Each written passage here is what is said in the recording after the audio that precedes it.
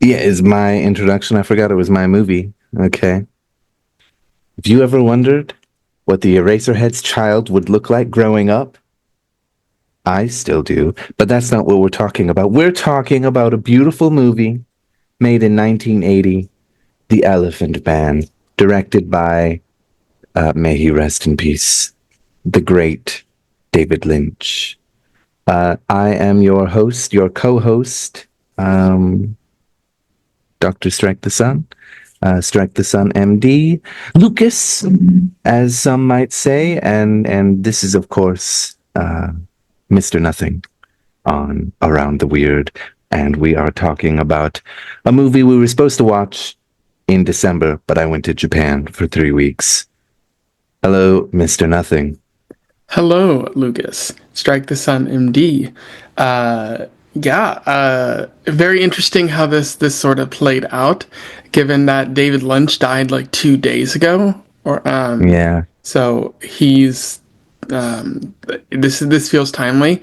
I will say initially that this is possibly maybe David Lynch's most straightforward movie. Um, there yes, there are elements of David Lynchian filmmaking here that you see in oh particular. yeah, that's for sure. But it's mostly the easiest that you can follow. It's certainly no Eraserhead.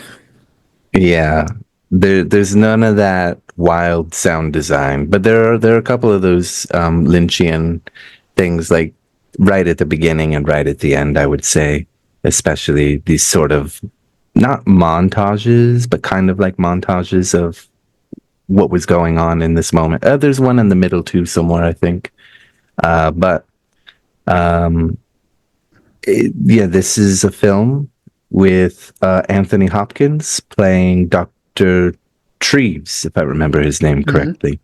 And the main character, the Elephant Man, is played by the great late John Hurt. Right, This right. is set in London, and to me is an indictment of the British upper middle class, um, and for that I stand. Yeah, yeah. It was both directed and written by David Lynch, and it was also written by Christopher DeVore too. Yeah, yep. So this was like a couple of years into his filmmaking career, which I think is interesting because I think a couple of years previously he made Eraserhead, and that was his debut movie. And Wildly then different. and then like a couple of years later, he's making movies with Anthony Hopkins and John Hurt. Given this was a couple of years into like Anthony Hopkins' own career, so he wasn't exactly Mm, Hannibal Lecter yet. Big name mm. superstar, and I think John Hurt wasn't that big of a name either. But it's still pretty interesting that he was. Yeah, he would have been in, I think, like Americans like us would have known him from Alien, which I think came out the year before this, Mhm. 1979, right? Correct. So, yeah, making a name for himself at this point, both of them. I didn't realize Anthony Hopkins' career went back so far. I thought he was like a stage actor for like a really long time, and then just got the role of a lifetime for becoming Hannibal Lecter or something like that. I thought the acting in the whole movie was really fantastic, especially Anthony Hopkins. I was really amazed and thinking like, how did he not catch on earlier? he was he was pretty great. And yeah, in general, I did enjoy the movie. There were a few things I found not the best that kind of annoyed me, but just in general, the feeling that the movie gave me won me over. Yeah, and you'll find out more as we go along. But I thought it was really good acting. Like I like this movie, but I also have fundamental problems with its like its overall message. Like it's like saying respect people's humanity. even if they look like the Elephant Man, even if they have disabilities like that. And then, but at the same time, it is putting on a bit of a spectacle and kind of parading around the Elephant Man. Like, especially when you first see the Elephant Man, you're meant to be like, aghast, horror, something like that. And it seems like David Lynch is kind of playing into that. So for him to say, you got to respect these people, he's also the one who's maybe not doing that. But we'll I see. fundamentally disagree with you. So when we get to it, this should be a war of words, perhaps. We should get into the film then. Yeah, Starting with a Lynchian montage of sorts. A woman who is pregnant is like ambushed in Africa. I was actually really confused by she's like attacked, and then you hear, oh gosh, I forgot the Elephant Man's name. John John. Merrick. John Merrick. Then you hear John Merrick as a baby crying. But the way it is done is kind of clear. You see the trunk of the elephant kind of wrap around the woman and throw her to the ground. And I somehow thought that the elephant actually impregnates her. And, That might have been Lynch's intention to make you think that. or well, yeah, I mean, it's called The Elephant Man, and I was thinking, like, he cannot be serious. He did not make the elephant. Like, this is not serious. I can't. Anyway, that is not what happened. But that is what my feeling was. I don't know if that opening scene made you feel that way, but oh, we should mention that this is a biographical film. This is based on a person's real life and the notes of the actual doctor that cared for the real Elephant Man, the real John Merrick. If we didn't mention that before, which does sort of tie into like maybe your point of perhaps it is a spectacle. Or made to be a spectacle, and the theme gets muddied. But we'll get there. Did you have the feeling? I didn't realize it was a biographical movie till after I watched it. So when I saw that, I was like, having seen Eraserhead and seen a bit of his TV show Twin Peaks, I was just like, wow, he really went for it. Elephants impregnating women. Why not?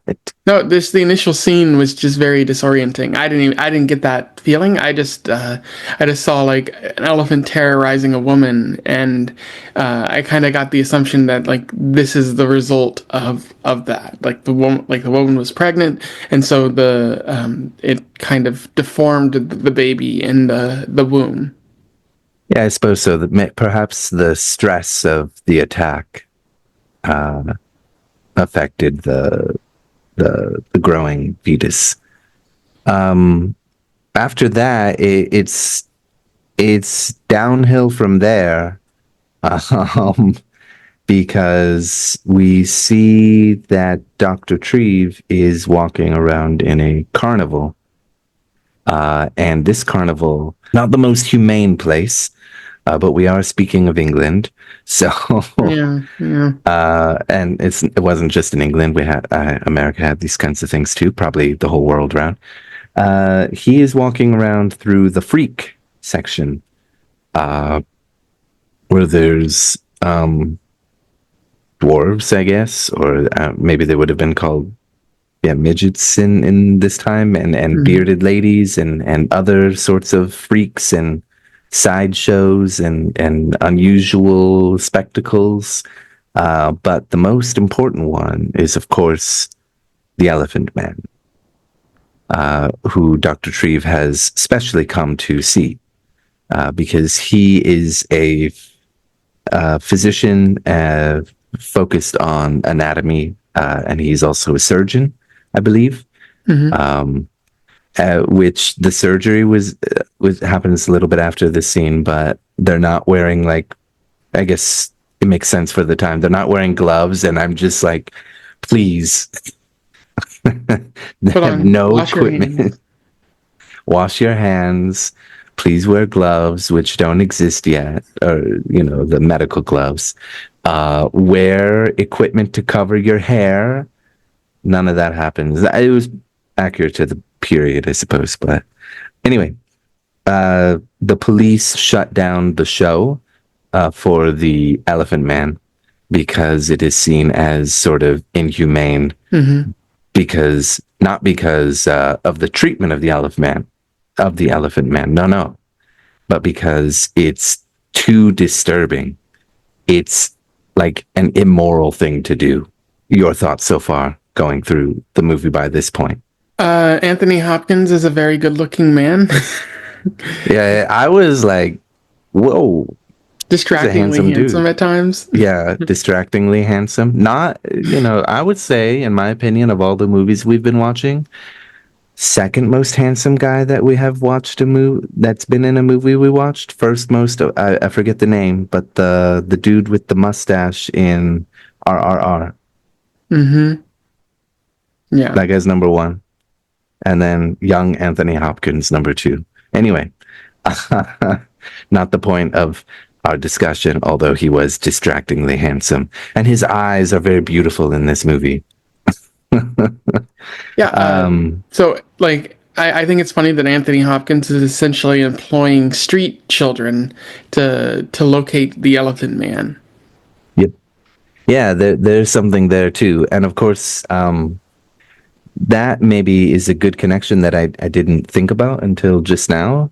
But that does tie him to Mr. Bites, who is the carnival freak show owner. He even Anthony Hopkins, Dr. Treves, has a private meeting after using the services of the child to talk to Mr. Bites, pay him for his time so that he can have a private showing of the Elephant Man and see what he really looks like. Mr. Bites is such a weird dude. I really enjoyed the actor and like what his role was in the movie, but he made me so uncomfortable every time he talked to the doctor early on, and how he treated the elephant, John Merrick, of course. He does say an interesting line here. When Frederick gives him the money, he says, "More than money has changed hands. We understand each other here." Trying to make a deal with Frederick, but also maybe trying to pawn off John to him in a way that still allows him to make more money. He comes off as a weird creep, as you said, but also a strange kind of fatherly figure. Like nothing can excuse his behavior to John, but he is the only like constant or consistent thing in John's life. Yeah. But this is it better to be absent or abusive? is the question of certain father figures. I say absent, knowing from personal experience, but anyway, yeah, more than money has exchanged hands. And not only does he do that, but he like grips his arm, grips his hand, and then grabs him by the shoulder and gets uncomfortably close to him and doesn't let go. And I just thought, like, that is such a Lynch thing. Like, the way that this interaction happens, there's something really unsettling about Mr. Bites there. And yeah, it just felt like a very Lynchian moment. Anyway, they go down. We see the Elephant Man is he's revealed behind a curtain after Mr. Bites does the whole shebang and says, explains his background and, says the kind of stuff he would say for a normal show. Then Mr. Bites opens the curtain. We see hidden behind in the shadows is John Merrick, and he's sort of hunched over, labored breathing because he has chronic bronchitis, which seems to go away later in the movie, which is good, but um, mostly anyway. Dr. Treves observes him. The Elephant Man is given commands to stand up, turn around, show the tumors on his back. Dr. Treves asks questions like, why isn't he resting, like on his back? Very important point. Mr. Bites says if he did that, it would kill him. If I remember right, Dr. Treves leaves for the day, and after that, we see him try to bring John Merrick to the hospital, pay for that service as well. He's there for a really long time, but he wants to do an examination. John Merrick, brought by a cabbie, cannot speak at that time. And this is a really interesting part of the movie because when you're first watching, you're not really sure what to think of Dr. Treves. And it seems to me that he's just like a regular patron that sees John Merrick as a curiosity, and he just like sort of can't believe something like this. I didn't quite realize he was a doctor till it was spoken. I just thought he was like some rich guy who felt like, yeah, I have the money, I can pay for this special show or whatever. And because it was weird that he needs to see a private showing and that he's got like children helping him, do this stuff, which Mr. Bites also has one who is the child is a little bit abusive during that private showing to John Merrick, yells at John and that kind of thing.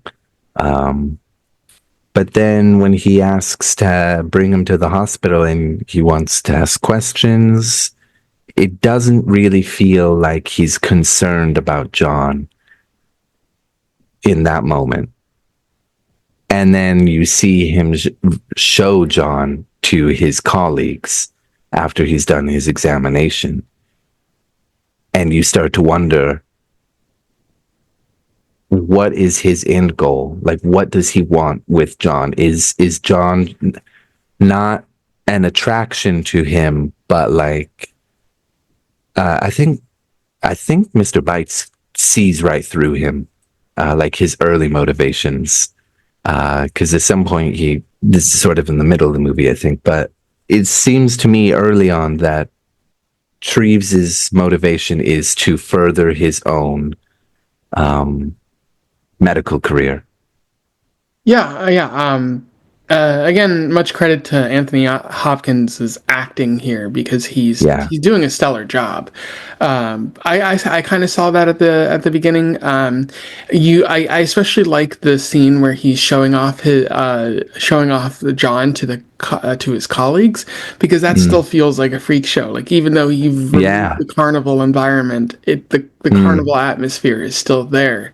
It's all an effort for Frederick to maybe up his status and reputation in the medical community. Yeah, exactly. Like it's not a circus anymore. It's more clinical, but it's still like, let all these people gawk at him, which is sort of a through line for this poor man's life. John is returned to Mr. Bites late into the night. Mr. Bites has already made a point about John being his livelihood, also that he is his owner, which is a very disturbing thing to say. But again, there are a lot of connections that you can make between Mr. Bites and Dr. Treves through most of the movie. And yeah, like I think Dr. Treves does go through a transformation in his end goal. And you can see it very well acted by Anthony Hopkins, that shift. But at this point in the movie, Mr. Bites flogs and beats John Merrick when he gets back, which even the little boy who was like yelling, who's probably abused just as much by Mr. Bites, is tearing up and sad and upset, and later goes to Dr. Treves to get help. There is a line that Treves says as John leaves the hospital for the first time. He's talking about how John might be an idiot, and he says, "I pray to God he's an idiot," because I think Yeah, I forgot about that. that's a very like human line where it's like, I realize this guy is suffering greatly, and this is all I really wanted him for. Like, but I pray to God because of all that he's experiencing that he can't make any sense of it. Yeah, that was an interesting line. I agree. Did you want to say something else? No, that's pretty much what I had to say there. Yeah, when he first said it, I did forget about it when recapping. But yeah, when he first said it, I was thinking like, wow, what a dick. But then I realized, like, as the movie went on and you see his transformation, I realized, like, I had thought about that again near the end of the movie. That actually, like, okay, it was a little, the language was harsh, but that was sort of the first sign of compassion from him. In a cruel way, I guess, like, oh, he's an imbecile. I pray to God, I hope he's an imbecile. I pray to God he is an imbecile. Like, yeah, he recognizes the suffering this guy has faced, and he hopes he doesn't recognize it is what it actually is. Which might, yeah, anyway. That boy that works for Mr. Bites comes to get Dr. Treves. Dr. Treves comes. They come to another understanding. This is my livelihood. You must take care of him. You see, I can help you. I know I have many high connections with freaks of this nature, and this kind of thing. Like, that actor just sold that so well, of this, like, basically low life trying to up his position in life, right? Like, play him off as like, I can help you if you help me, to continue to abuse this poor young man. He lies and says that he fell and it was a nasty fall. Dr. Treves, not wanting to,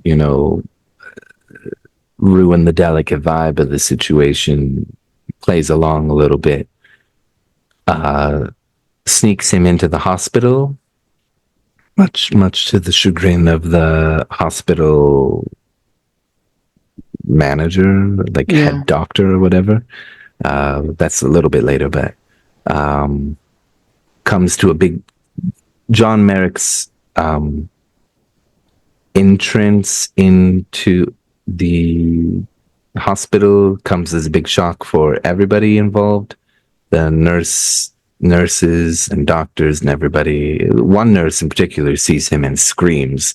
And I thought there are these moments in the movie that again are like kind of Lynchian, as I said, with the weird handshake.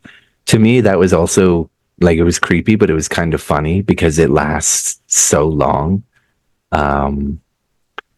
But also when the woman screams and you just see like the door kind of open and you see John, she screams, and then John also screams. To me, I mean, that's a natural reaction, but I just saw, like, I don't know, it seemed like a Lynchian thing. Just a small thing, but it was kind of funny to me. This weird kind of dark sense of humor that he's got. Yeah, Frederick is getting John to talk here. He even like rehearses something with him to get him to sort of like prove that he can stay at the hospital. But Cargom and the hospital board are like, we heal people here, and this guy, he doesn't belong in the hospital. He belongs, like in a sanitary. No incurables. Yeah. We don't allow incurables. Yeah. And I just in that moment, I was a little bit, I don't want to say confused, but I wasn't sure if it was like because of the chronic bronchitis or his like horrible life altering deformities. I guess both. Hmm. I feel like I'm missing a scene somewhere in my mind, but Dr. Treves works really hard to communicate with John Merrick so that he can help him. Because I think around this time we're also starting to see this other character who wants to take advantage of people's curiosity about him because word has started to spread. A Um, security guard. yeah, the security guard feels that John has fallen right into his lap and he wants to take advantage of people's curiosity and of John himself to profit. So he sort of torments John in his own way just to make sure, can I do this? Yes, I can. Good. I know when to do it. I've got the right time and so on and so forth. Uh, Meanwhile, in this period, Dr. Treves is basically trying to communicate because John thus far has not been able to speak. He seems mute. Dr. Treves learns that actually John can understand, and he can't really speak very well at first, but he can understand what Dr. Treves is saying. And this becomes a condition of the head honcho at the hospital. Like he needs to be able to prove he's, basically not an imbecile, and is cognizant of what's going on and can communicate and so on and so forth. Otherwise, they were going to try and send him to another hospital, if I Hmm. recall. Yeah, yeah. Yeah. Was it at this point that Mr. Bites comes to check in on have John return to him, or is that a Yeah, little yeah. bit He later? he Yeah, approaches uh Frederick, and they have an argument in the stairwell, and yeah. he's like, "I'm going to like tell everyone about how my reputation is being tattered here." And Kargom enters and is like, "Yeah, go ahead and tell them.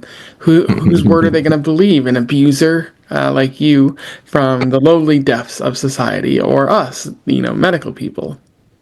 That's the he doesn't say that, but that's like the That's the insinuation there. implication. Yeah. You, the scumbag, or us, the rich scumbags. Yeah, precisely. Anyway, then Dr. Treves asks for a couple of days to help teach John, but he's only given till 2 p.m. the next day to have this meeting to see if John can stay. And he's teaching him basic introductory sort of phrases and also Psalm 23, uh, which I'm now forgetting, but it's the Valley of the Shadow of Death one, Mhm. which I'm sure has some kind of significance if I could remember the psalm. We learn, though, it's significant, if not for what it says and the content in a metaphorical level. It is very important to John Merrick because he basically fails this interview because he doesn't know how to respond to very basic questions that and the head guy believes that he's just repeating what he's been told, um, which Dr. Treves agrees to. However, as they leave the room, John recites Psalm 23, and he recites the whole thing. But Dr. Treves didn't teach him the whole thing. Right. Yeah, he points that out, and it's a good reveal right there that John is Yeah, more than he initially seems. yeah, I really like that. I thought that was a really effective way to again humanize him. Although it did feel out of place slightly, like all of a sudden he knows how to speak a little bit more after, like, oh, this is my favorite psalm. I read it, and this kind of thing. So that was a little strange transition, but it was a really good reveal, and yeah, great way to show he's more than he seems. And I liked it, although his ability to communicate immediately after pretty effectively was like maybe the nerves were gone. Um, once he recited his favorite psalm, then he felt more encouraged. So I can forgive it. I can let it Mm-hmm. slide. Oh gosh, what happens? A lot of things happen. Well, let's just check in a little bit. By this point, how are you feeling about the movie? It's off to a good start, for sure. I didn't feel weird about this movie until maybe about three-quarters of the way through, but here it's really good. It's a good acting, especially Yeah, Jennifer Hawkins. I was like totally captivated and like completely focused on the movie the whole time. The only thing that like I didn't really care for was the scene transitions. It just took me out of the movie to have every scene like black out and then go Hmm. back. Like that kept happening all the time, and I don't understand why. What was the rationale behind that? But it's fine. Like that it doesn't detract from the movie, but it detracted it for me a little bit, but not in terms of overall enjoyment. It was just like, why can't we just like do a cut? Why do we have to have the blackout Hmm. every time? But it's a small thing. Um, uh, what happens next? Is it Uh, when high society people start coming to visit? Not yet. The hospital guard Hmm. talks to John about how he wants to exploit him, and then John Yeah. goes and meets Frederick's wife. Um, Oh, and that was a good scene. they talk, and he talks more about his mother and how he hopes that he'll find her, and that causes John's wife to uh, start Well, crying. hey, before she starts crying, John Merrick starts crying because Frederick's wife is a beautiful woman, middle-aged woman, and she's pretty respectful to him, and John cries because it's the first time in his entire life a beautiful woman has greeted him as such, with human dignity. And then they get talking about all the photos over the mantle on the mantle, um, of their children and relatives, and then he shows his mother's picture. That's when Frederick's wife starts to cry because she's beautiful, and what was it that oh John felt that he must be a disappointment to his mother because of Hmm. how he turned out. That was heartbreak. Like I was tearing up from that, like, from that line, and because he never did anything wrong, of course, and he's a young man, although it's hard to tell from Mm. Hard to his hear. yeah, hard to hear, hard to it's hard to tell from his disfigurement what his age is. Yeah, so not the actor, well, the security guard is like, I'm gonna take advantage of you and you're gonna make me very rich. This scene happens, beautiful scene, really love it. Then the actor comes to meet, right? Yeah, the newspapers start reporting about Yeah, yeah, what's yeah. going on at the hospital, and this causes the actress to be very intrigued by John, which initially seems to be very noble in purpose, but as we come to find out, it does seem a bit like There's exploitative again, a little bit of a yeah, status thing to have met the Elephant Man. Yeah, well, but before that, there's another thing I just remembered that the nurses a little bit more. They're giving him some nicer clothes so he can meet these high status people, right? And look good and presentable. The nurses are calling him super ugly behind his back and still trying to avoid him. But the older nurse, the head madame nurse, basically shapes up all of her younger nurses to like, you will do your job. Like, that's it. He is our patient. You learn discipline and do what's expected. This sort of happens over a couple of different scenes, but we haven't mentioned the older nurse yet. I really like that character a lot, and she's the one who brings up these high society visits, because you start to see the actress gives John a kiss at the end of their meet, and I thought, like, yeah, she calls him Romeo because he's pure of heart and has an amazing mind, in the sense that he's very curious. He's bright.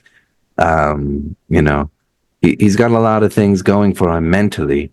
But because, as he says in one of the scenes, people are afraid of what they don't understand. And his physical ailments, he's got a lot holding him back. But yeah, it does seem like the actress is curious about him, but does seem to respect him. But then you start to see his room fill up with more and more pictures, because she leaves a photo for him.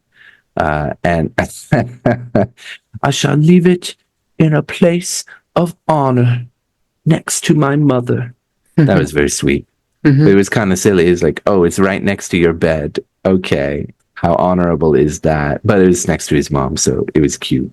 But then, yeah, there's all these people meeting him as the news reports keep filing in and again. And we see one couple very clearly is gawking at him. They're not like the actress, who may in some ways have just been there to gawk, but found that actually he's more than he seems, right? But the elderly couple that we see with John, they clearly aren't interested in his mind at all. They're just there to see the freak. And the nurse takes umbrage with that. And she lets Dr. Treves know, you're no better than Mr. Bites. And the sideshow has just changed venues. Yeah. It's gone from the lower class to the upper class, or the middle class at the very least. I mean, it's upper class. And you can see in the scene, Dr. Treves is sort of denying it, but not in the sense that it does seem like this revelation, this is kind of a revelation. It's sort of like the mask is coming off and he's been exposed and he doesn't know what to do. And like, that's the way it's acted in my mind. That's how I viewed it. Like, he doesn't actually think he's doing anything wrong, but it's just that bit of doubt that's put into him in the moment that kind of like, no, it's okay. It's okay. We will continue to do this. He's my patient. It's helpful for him to, meet these people. Anyway, the hospital board even changes their tune when they hear that the actress and high society has sort of taken to John. So yeah, there's a vote on whether to keep him or not, because it is costly to have a bed held, which is saved by not the queen, but the queen's daughter, I believe, bringing a letter from Queen Victoria herself that what this hospital is doing, taking care of one of England's sons, is noble. And the guy who was, so adamant that I will not change my viewpoint, agrees that we should. There's a unanimous decision to keep him there, John Merrick there, which is for the best.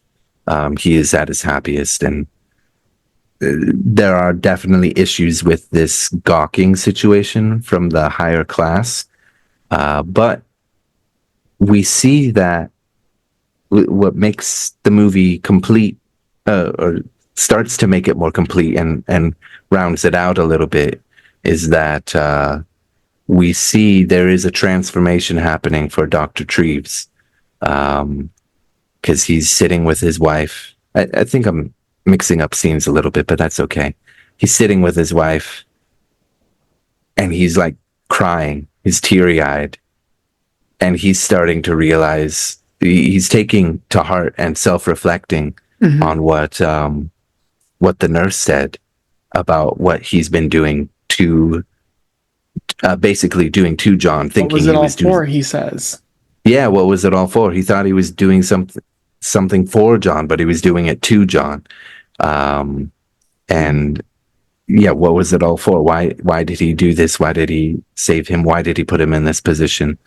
I mean, all of that is captured in What Was It All For? Beautiful acting. Oh my God.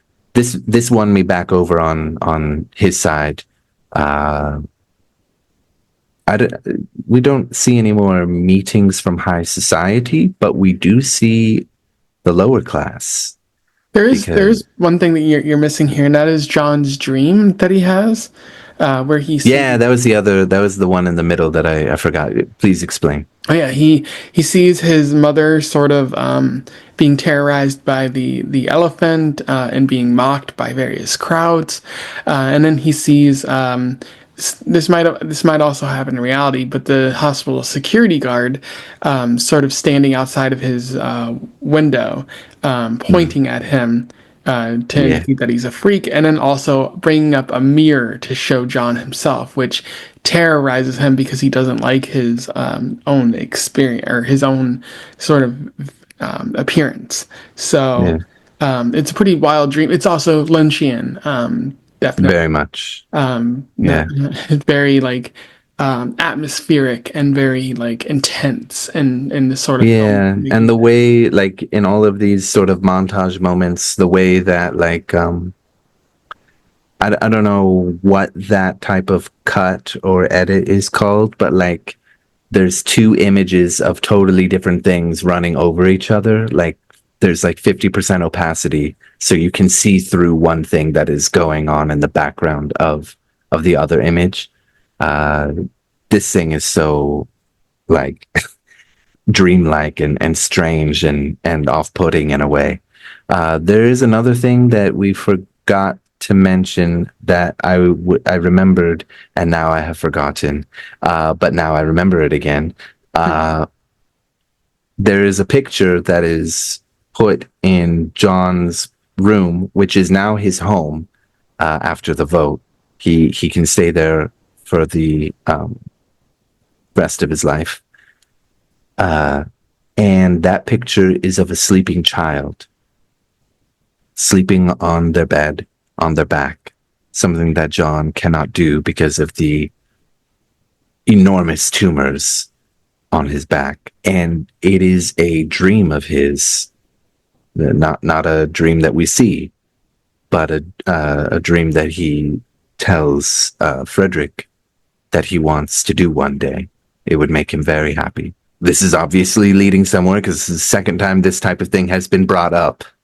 But no more upper class people come to visit that we see. We have lower class citizens, including Mr. Bites, who goes to a pub where the security guard is hanging out after the job or during his job. I'm not sure when he actually works. Yeah. I guess he's at the pub on the job, which, like, dudes rock, I guess. But he's rounding up a new set of people.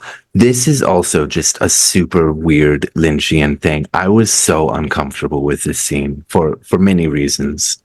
But he's got a whole bunch of people ready and excited to see.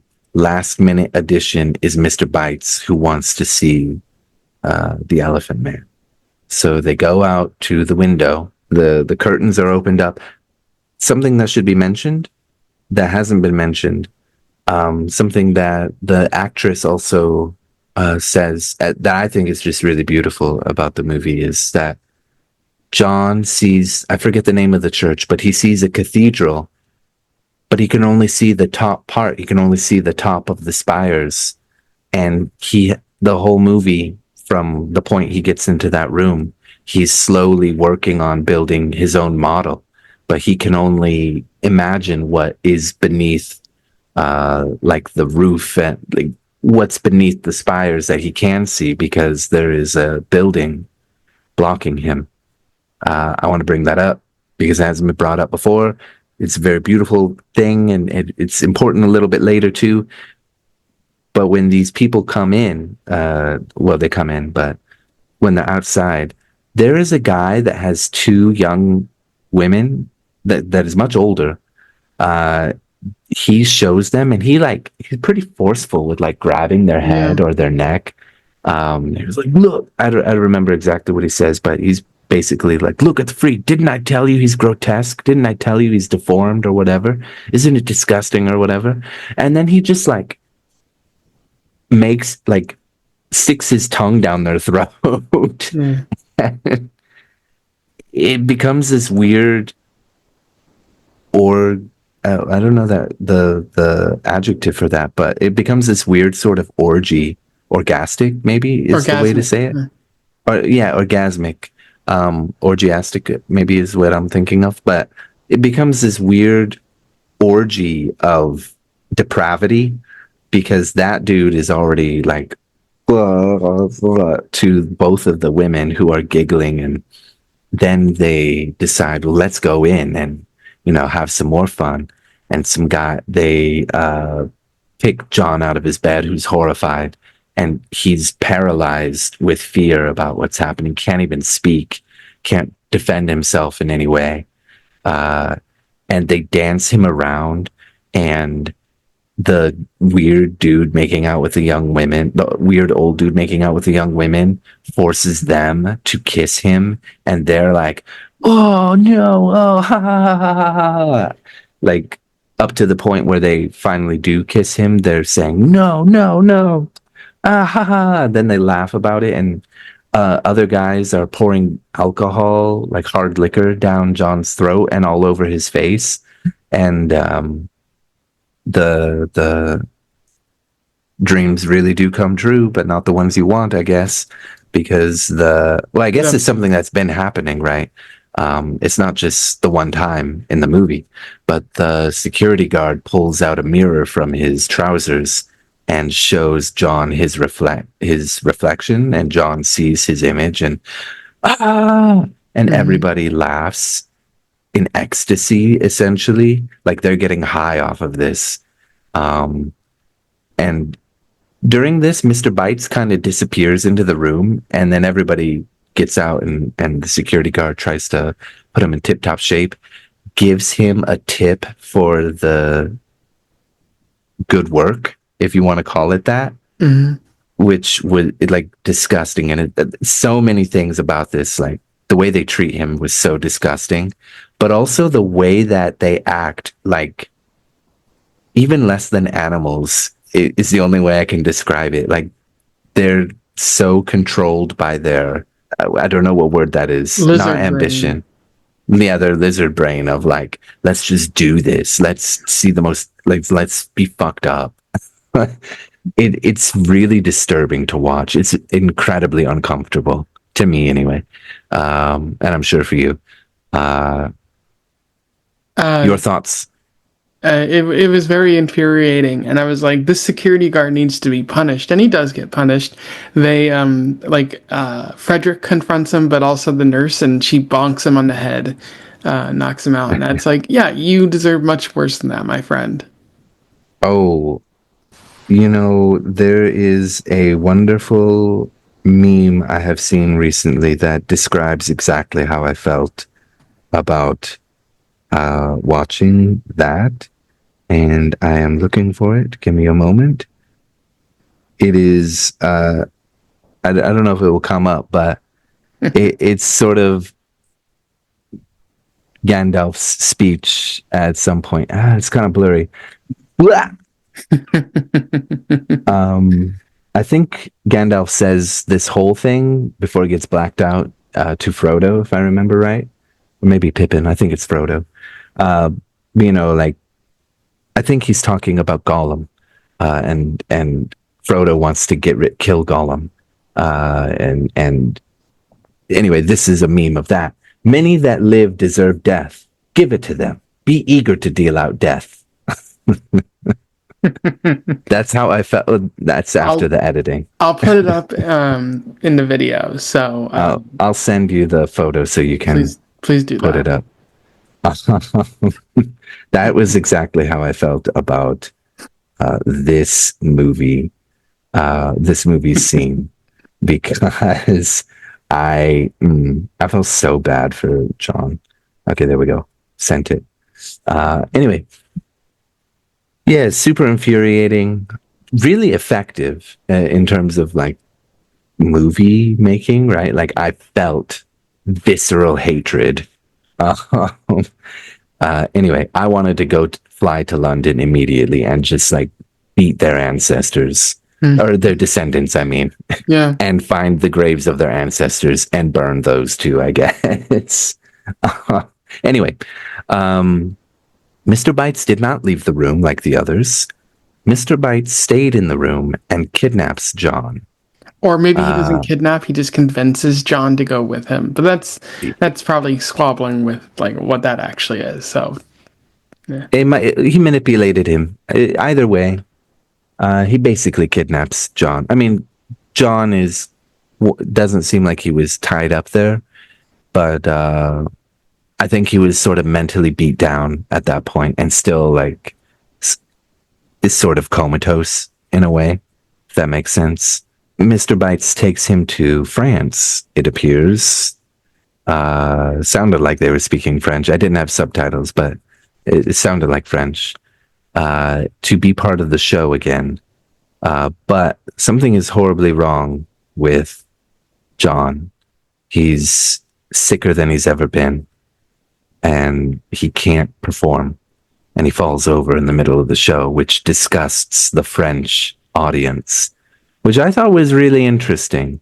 That I'm not sure what to make of that, but the French audience, I guess there's like a different culture around freaks or something, but they're curious enough to go to the show, but as soon, I guess their empathy kicks in when they see that this man is sick and what you're doing. Also, Mr. Bites like, get up, you idiot. Hits him with the flogging stick. But I'm not sure if there's more to it than just like their empathy kicked in for this person is being abused and too sickly to, perform. I don't know if British you took are just something monsters different. like that. And Yeah, island of depravity, whereas the French are noble people. Yeah, I guess. Yeah, I mean, as I said before, it is an indictment of the British upper class, for sure. But I do think that maybe there is something there on a larger scale of like people are willing to accept pretty weird, disturbing, fucked up things as their form of entertainment. But somewhere there's some kind of empathy, line of empathy that gets crossed, and then people just like, what is going on here? Like, this actually isn't cool. Something, maybe. Mr. Bites just continues to abuse this poor guy and throws him in a cage next to feral wild monkeys. Not wild, they're caged, but feral monkeys, which was scary. Having just recently been around wild monkeys. Monkeys are terrifying. I mean, those ones were pretty calm and cool around people, but like they're wild animals, so they're dangerous. But anyway, when he's trapped in, the others, including that child from way earlier in the movie, also feel empathy for the Elephant Man, for John Merrick, and they help him out. The super tall dude grabs him out, and one of the dwarves, if that's the appropriate term, guides him to the I forgot what he said, but he said something really nice, really great to John. But he guides him to the ferry back to London. It says something like it's not about something, it's all we need all the luck we can get, or something like that. And he's covering himself with the garb that he was wearing earlier to hide his deformities, which makes him a special kind of attraction on the boat when he gets on. He sits out in the rain, which could not have helped his chronic bronchitis or whatever else was affecting him. People on the boat were doing something else, I forgot what, but he gets back to England and everybody starts, some kids are like, "Hey, mister, why's your head so big? Why's your head so big? Why's your head so big?" The British... he runs over like some poor child, yeah. as he's running away. Oopsie. And then they all follow him into what I assume is the bathroom. Yeah, it looked like the bathroom, and we get one of the famous line from the movie. You always write these down. Would you like to share it? Yeah, he's chased by the people, and he's like, in a burst of energy, he says, "I am not an animal." He says that twice. I am a human. What? I think when he's falling down, he says, "I am a human." I am a human being. Yeah, that was, for me, I mean, the rest of the movie also like brings it up a little bit, but this outburst of like taking ownership of his humanity and like showing some agency here, like, I am not an elephant. I am a man. I am a human being. I am not... Well, I'm mixing them up, but I am not an animal. I am a human being. I was very moved. Yeah, it was a very moving, very powerful kind of moment from the movie. Yeah. We learn from the nurses. He's returned to the hospital, thankfully, to live out his days, which are short because he's dying. Probably, I mean, everything that happened to him in the recent past week or whatever month has just been horrible for his already terrible health. As a sort of special treat for him, he gets to go to a show dedicated just to him. And he gets to go to the theater, which the actress, when she met, told him is the most beautiful place in the world.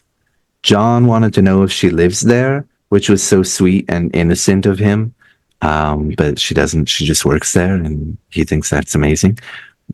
We get another one of these Lynchian montage, weird, dreamlike sequences where Dr. Treves is nervously watching John, and I'm so sorry. I forgot my favorite scene in the whole movie. When he comes back to the hospital, Dr. Treves doesn't just greet him in the formal sort of British way that he's been doing. He comes up immediately and gives him a huge hug. And it's just like,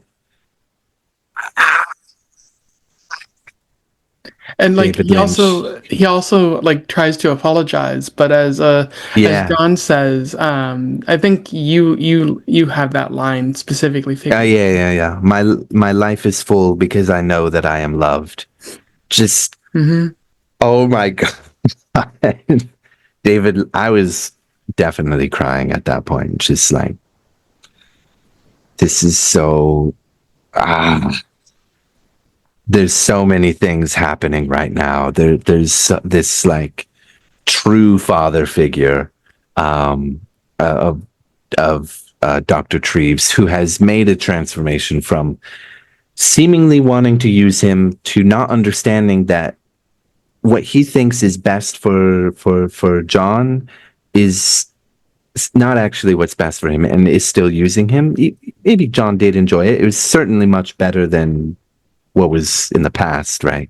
But uh, I don't know. He got to own his humanity. He recognizes that there is love in his life. People care about him.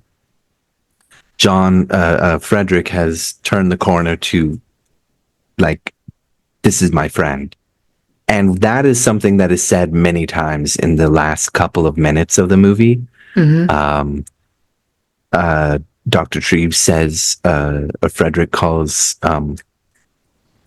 John his friend for the first time, I think, in the whole movie. Oh my gosh. John many times calls Dr. Treves his friend, especially, after that, my life is full because I know that I am loved, which again might be one of my favorite lines in any movie ever. It's just so, Really? after everything we've seen, it's just so like pitch perfect, beautiful. And at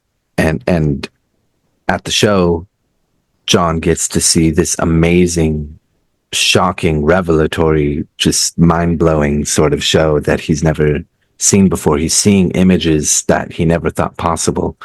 Um, and he's constantly like getting a jump scare, and he's like in awe and amazed at what he's seeing, like doing this. Dr. Treves isn't even watching the show. He's just watching his friend enjoy himself because it's going to be the last one, the first and last. Um, the show is then dedicated to him by the actress Mm-hmm. after the show, and she gives a round of applause to him. Dr. Treves helps him like recognize, like, you need to stand up. Everybody gives him a standing ovation. He goes home. It's even hard to talk about because it's just so emotional to Mm-hmm. me. Mm-hmm. Mm-hmm. um, oh my gosh, what happens? Dr. Treves tells him that we'll have to go again. Like, next time we'll go, and you can see this, or I forget exactly what it was, but he tells John that they'll definitely go again. John is excited about that. Dr. Treves, like, uh, is called his friend one more time. The actress, by the way, in her dedication said, "To my friend, Mm-hmm. John Merrick." Again, the word "my friend" is used so many times at the end, and it's just like it hits harder each time. Uh, and Dr. Treves like does not want to leave. He just wants to stay there with his friend, basically his son, in a sense, because he knows he doesn't have long for this world, and he keeps saying, "Well, I have to go. Goodbye, goodbye, goodbye, goodbye." Uh, and he just keeps like, as he's walking out, his eyes are like full to the brim, wide open, and even when he's like closing the door, we have this sort of weird kind of thing going on. That cathedral that John was building has been finished, and it's beautiful. We get these kind of images of it up close, some soft focus on certain parts that changes which part is being focused on. John takes a look around his room, and he sees that picture of the boy sleeping in his bed. And, he knows his life is full of love, so he's going to do it. He's going to fulfill his one dream, tries to sleep on his back, and the movie ends. Yeah, he's most likely going to die. I think I viewed that as like an act of like suicide. Yeah, yeah, definitely. Even though his I heart was think, full, like he's still been through a lot, and he it's he wants to die like at his own choice rather than suffering. yeah, and like on a happy note too. Like he has experienced, even if he lived longer, like he'd have lots of highs with John, with Frederick and the actress, and if he got to go to another show. But like this is the peak of his life. It's time to go. In a sense, I think it was an act of suicide. I loved Mhm. it. I thought it was beautiful. I thought it Now was a I very strong way to end it. Yeah. yeah yeah, I'm like trying not to cry again. Well, yeah. So that's the end of the movie, and Yeah. you obviously have a lot of thoughts on it, and I have a lot of thoughts on it. And I think it's a Mm. very well-made movie, like great acting, great filmmaking on the part of David Lynch. And if we're viewing it through that lens purely, it's like it's a great movie. But I'm viewing it through the lens of the ultimate message that David Lynch is trying to impart, and that is that people like John Merrick have humanity, and that the way that society, like British upper class society, treated him, and the way his father figure, the carnival guy, like the way he treated him, kind of tried to sap him of that humanity, but he still held to a noble purpose and had his head held high, and that's great, but like the like you're I still think that David Lynch is going for the shock factor, treating John Merrick as a curiosity more so than anything else. And what I mean by that is that one, he's having John Hurt play John Merrick, a non-disabled actor playing a disabled actor. Like obviously John Hurt can just take off the makeup anytime, but on another level, like he's trying to shock us in the same way, um, by by just like the way he shows off sort of John Merrick, and kind of pointing fingers at him. Like most audiences are going to see this and be like, "Wow, like John Merrick was an Elephant Man." They're not going to. Maybe they might get the feeling that that there was some humanity there. And I do think that having seen other people's reviews, especially yours, and having seen how people view David Lynch after his death, um, like maybe that's not the feeling that other people have gotten from it. I do think that after having seen what people have said about David Lynch after his death and how people view the movie, like maybe that's changed my opinion slightly, and that I'm not holding firm to this aggressive belief anymore. But I do think in some sense we're meant to sort of be put in that position where we're gawking at this character, where we're looking at this character in this way. And this isn't limited to like Elephant Man. The Eraserhead baby looked very like spectacular a couple movies previously, and he's done this in several movies since, because that's just how John Lynch does filmmaking, as well as with like Twin Peaks, because I know there's a red shirted little person in that movie, or in that TV show, who's like a pretty significant character. But I think maybe I might be like overreaching a little bit, like overthinking this, because it could just be that David Lynch sees these people, sees these marginalized people in society, and strives to like show their humanity, strives to make them important aspects of TV shows and movies, because he views them as regular people worth like being put in these amazing roles. So I know I'm kind of arguing against my point while arguing for it. It's just I see all that in this movie, and it like it just feels kind of strange at times, to sort of like be put in that position where like I'm supposed to be made to feel for this guy's humanity while also kind of gawking at him, being like the reveal of John Merrick was a moment where we're supposed to gawk at him. So those are really my thoughts. Yeah, what did you think? What is your response to that? Well, I mean, I have seen David Lynch, not many of his works, but I have seen David Lynch put the, dare I say, strange and unusual in his filmography. And so to me, like, to your point about like John Hurt can take off the makeup, uh, I do understand that.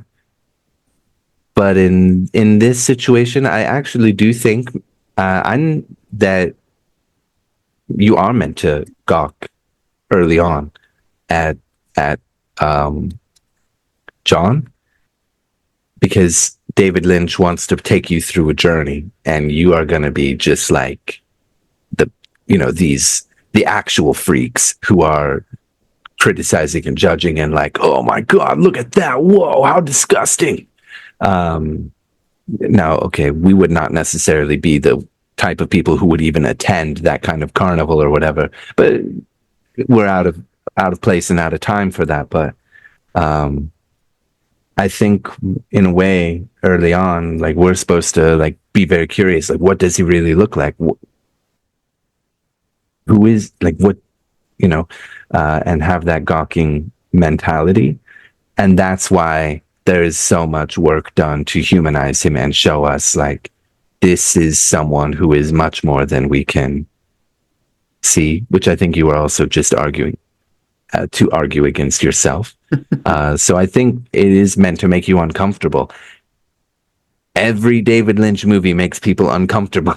Mm-hmm. But to the point of like John Hurt can take off the makeup, I think this argument like is a good point for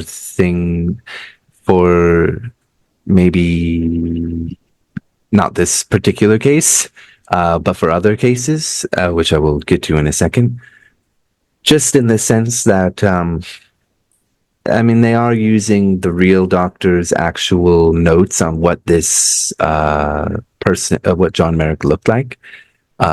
So they and what his examination showed, and so there's that element. I think that criticism works in certain situations, but and maybe even for other like for example, I don't know if you ever saw the movie or read the book Wonder. No. That is a young adult book about a kid called Augie or August, and he has a disease that like deforms his face somehow, but he's like a perfectly normal kid. The movie actually has somebody with an actor with the actual disease. So in that sense, like, great, they actually found somebody that could fit the role and like has similar would actually have the experience that perhaps the book character has. In this sense, like that director hit the mark and did the kind of thing you're advocating for. You know, if a story has trans characters, get a trans actor that will, you know, be more fitting than having like a cisgender kind of actor.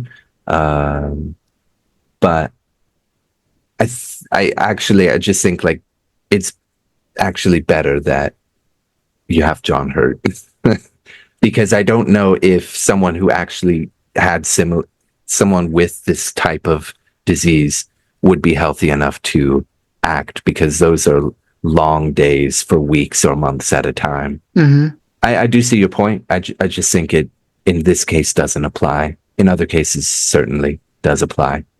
But otherwise, I love the movie. Okay. Yeah. Well, we're kind of running long here, and I know it's late for you. So, Yeah. just ask the usual question. Which character did you identify with the most? That's a tough one.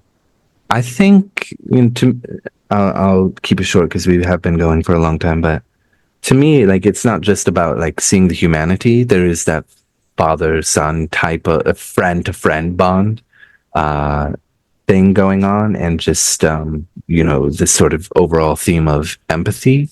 for your fellow man, for any woman, any person. I think the person I relate to most, I guess it's got to be John. Maybe. I mean, I certainly don't have the same issues as him. I have not been like beat down and abused and tortured my whole life or anything, but I don't know if I can really relate to the same degree. You know what? Actually, no, I changed my answer. Uh, Although I don't want to like sound infantilizing when I say this, I will say actually I relate because of you. I relate more with Frederick in the sense that after you got out of college, the kind of help that I gave you, even though I was not a big fan of you at the time, I actually got to learn your humanity and see that Mr. Nothing is a cool dude, bro. You said not to sound infantilizing. That does seem a little infantilizing. Yeah, well, you needed a lot of help at that time. And I don't mean the father, more like a brother to brother type of thing. I've always considered you a father, Lucas. But I would say I relate to Frederick then in that sense of like, I really helped you out and I got to understand you a lot better and become great friends with you. Okay, Even well, though I would we're also say mortal Frederick, enemies. but for different reasons. Because like Frederick, he's in the noble pursuit of science and trying to better Mm, humanity in that way. But sometimes you can be led astray, and you like what seems noble is actually like maybe you're out for mm. something else, and like at least you have the decency to apologize in those cases. Yeah, And he learned from it. yeah, that's how you can tell this is a fictional movie because a British man admitted he was wrong. But yeah, that's relatable to me, and I figured yeah that's something that I would that I strongly identify with Frederick, and I guess I just want to be as noble and as high dignity I would say as Anthony Hopkins. Yeah, I kept waiting the whole movie for him to turn like rotten because he was teetering on the edge of trying to be noble, but his motives also seemed kind of rotten. And I was just waiting for him to become the villain. And then he learned from his mistakes and apologized. And yeah, beautiful. But yeah, so this brings us into we both like the movie, although I think my assessment of it has probably changed in talking with you and really seeing what people have said about David Lynch and this movie over the past week or so. Yeah, But so what? Obviously, we're going to talk about a movie in February, and I think we have like a couple more before we get to go to that big assessment of like what tier and ranking we have for these movies in the second year of couple more. Yeah. around the Bits of Lit movie review. But I noticed one thing is we didn't have any Korean movies Ooh, on like we haven't really talked about any Korean movies. We talked about Chinese and Japanese, but one that we haven't talked about is Korean. So I found a Korean romance movie that actually sparked a huge franchise and is kind of a big deal in Korea. Didn't have any crossover into America. They tried to remake it. It did not work. But the movie that I'm having us watch for February in conjunction a little bit with Valentine's Day is My Sassy Girl.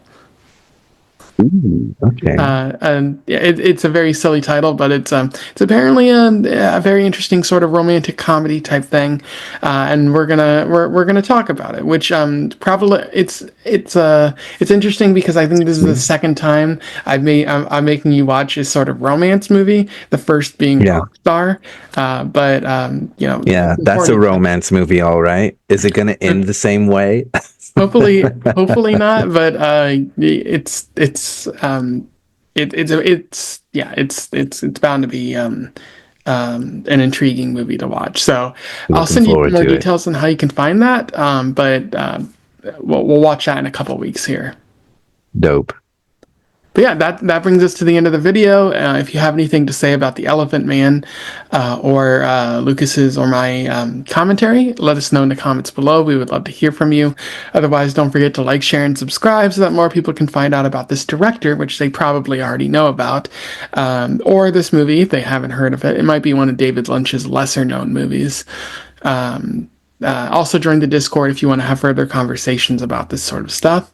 And until then, we wish you the best of luck in your weird and elephanty travels. Farewell. Farewell.